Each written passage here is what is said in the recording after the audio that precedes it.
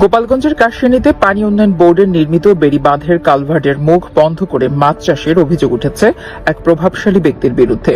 এতে উপজেলার সোনাডাঙ্গা লক্ষ্মীপুর এলাকার শত বিঘা কৃষি জমিতে জলাবদ্ধতার আশঙ্কা দেখা দিয়েছে।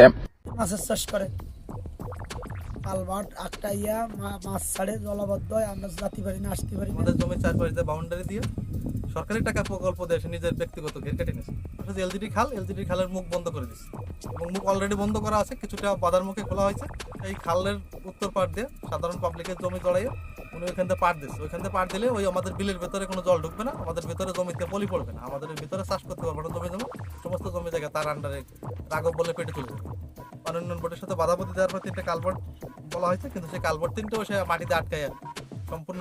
স্থানীয়দের অভিযোগ, দিদার হোসেন নামে এক প্রভাবশালী ব্যক্তি মাহমুদপুর, সোনাডাঙ্গা ও লক্ষ্মীপুর বিলের চারপাশ জুড়ে প্রায় 80 বিঘার মতো জমি কিনে মাতবর অ্যাগ্রো অ্যান্ড ফিশারিজ নামে একটি মৎস্য প্রকল্পের কাজ শুরু করেন। দিদার হোসেন আওয়ামী লীগের সাবেক মৎস্য ও প্রাণী সম্পদ মন্ত্রী আব্দুর রহমানের বেআই। অভিযোগ উঠেছে, স্থানীয় কৃষকদের কথা বলে মন্ত্রীর বেআইয়ের মৎস্য প্রকল্পের সুবিধার জন্য পানি উন্নয়ন বোর্ডের অর্থায়নে প্রায় 2 কোটি টাকা ব্যয়ে একটি বেড়িবাঁধ নির্মাণ করা হয়।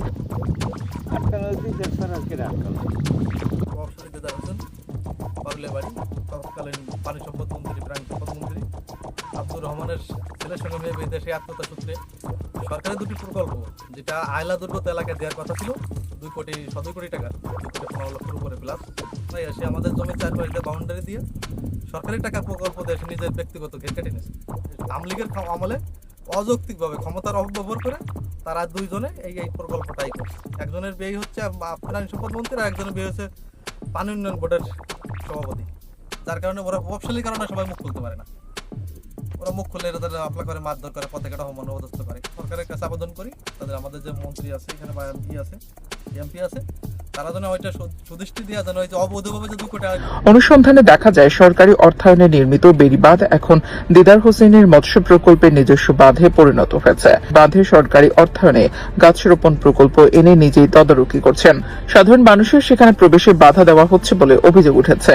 এছাড়া বাঁধের 3টি কালভার্টের মুখ মাটি দিয়ে বন্ধ করে মাছ চাষ করছেন দিদার হোসেন। গোটা এলাকায় পানি নিয়ন্ত্রণ করছেন তিনি।